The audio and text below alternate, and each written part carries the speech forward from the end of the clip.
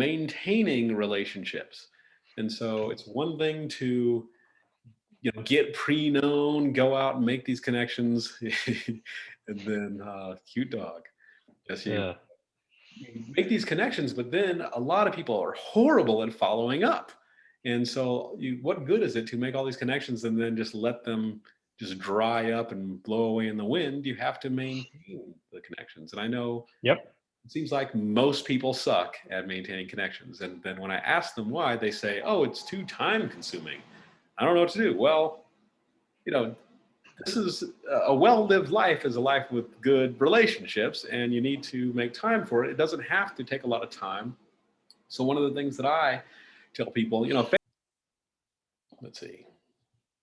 So what I suggest to people is to quarterly, every 3 months, go through your telephone contacts and your email contacts list, both business and personal, and actually make a list of everyone in there that you should have talked to but didn't in the past 3 months. So, because that there's people that you should have talked to. There's, close acquaintances and friends that you've already talked to, so they wouldn't be on that list. But anyone in the past 3 months that you should have talked to, make a list, and then it doesn't have to all happen in one day. You just pick a week and you just start chipping away at that list. And there's some people that might require a phone call, and then there's other people that I try to steer away from the texts. And people say, why can't I text? If you must, sure, you can do that. But if you want the best ways, either see them face to face, make a phone call, or my personal favorite is the videos. If I can't do it face to face, I take my phone, I record a video, so that way they can see me. They can see me, they can hear me. So it's not like on the text, you have to like try to put the emoji. This is what I mean. I'm not angry. Don't read it. Yeah. And an email also, you can misinterpret a lot of stuff in there. But if it's actually me in a video saying, hey, it's been a while, I wanted to catch up. How's the knee surgery go? How's the new baby? What's going on with you? This is what's happening here. This is what I'm working on. And then so I'm updating them on what's happening with me. I'm letting them know, hey, what Yeah, sure. with your stuff. And then what this does is it keeps you top of mind with them. They'll usually reach back. Some people they're really bad at responding, and you might have to do it a few times before they respond. But other people, they will say, oh, and they'll usually match what you do. So if I send a video, people will send a video to me, or sometimes they'll do audio, and then we catch up, and at least we have that. We're up to date with each other, and then so that way, it's because there's nothing worse than, say, if I had a kid that is looking to go to a university, and I happen to know that you have connections with the admissions place at the university, and then but I Sure. haven't talked to you for 6 years, and I say, "Hey, Shane, what's going on? My kid needs to get into the university. Can you help out?" And you're like, "You haven't talked to me for 6 years. Now you're asking Right. me. The first thing that you say is help me with this thing." But Fair weather friends. Yeah. if I've been talking to you like every 3 months or so, touching base, then you would already know, hey, that my kid was getting college age, and you would have probably reached out and said, hey, is he thinking about going to this school that I'm at? Maybe we can help.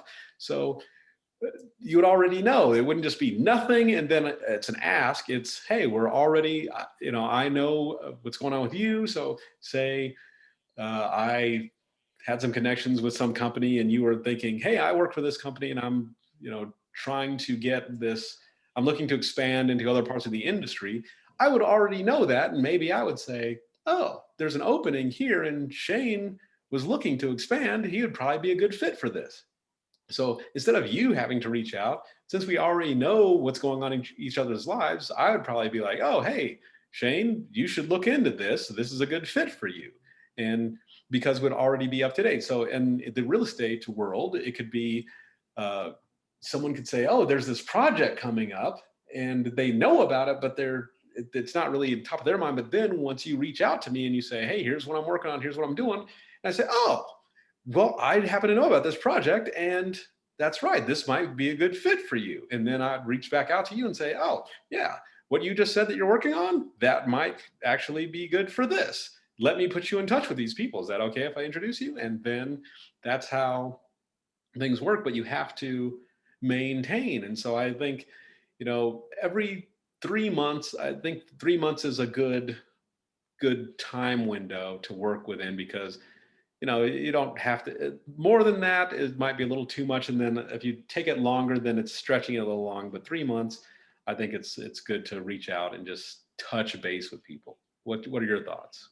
Yeah, I mean, and just going along with that, it's interesting because I just wrote down adding value because, right, like you're giving that opportunity to add value to both yourself, your relationships, and potentially somebody else who you care about or did care about in the past, Right. right? Just like maintaining the relationship, because a lot of us, I mean, a lot of us come up to the same type of thing. A lot of us get busy or we just get sidetracked and months go on like they just kind of fly by sometimes. And if you don't make a habit of actually doing something or actually put it on your calendar to go in and to reach out to these people, you can quickly get to that point where you haven't talked to somebody in 6 months to a year, right? And then and it's somebody that you do want to keep in contact with. Like I'm certainly guilty of this, as far as life goes by, like things just quickly happen with life.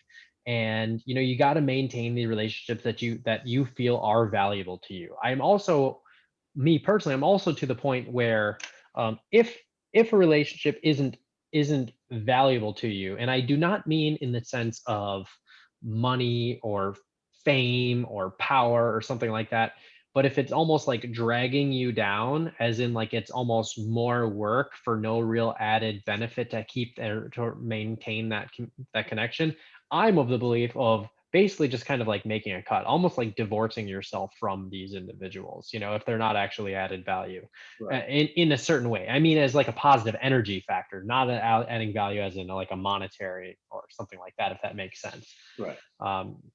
Just so absolutely. I think it makes sense to maintain the people that you feel are, important to you.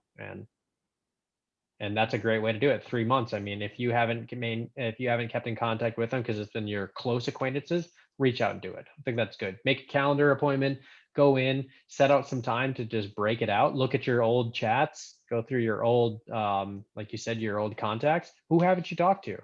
And it's so easy, instead of, sometimes just writing up an email or writing a text.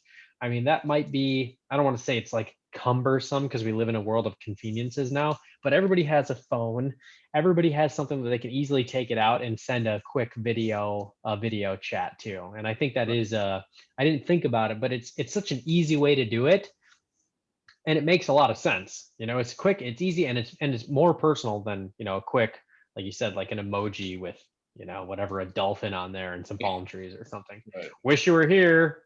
Boom. Right. Which is Yeah, better so than nothing. But right.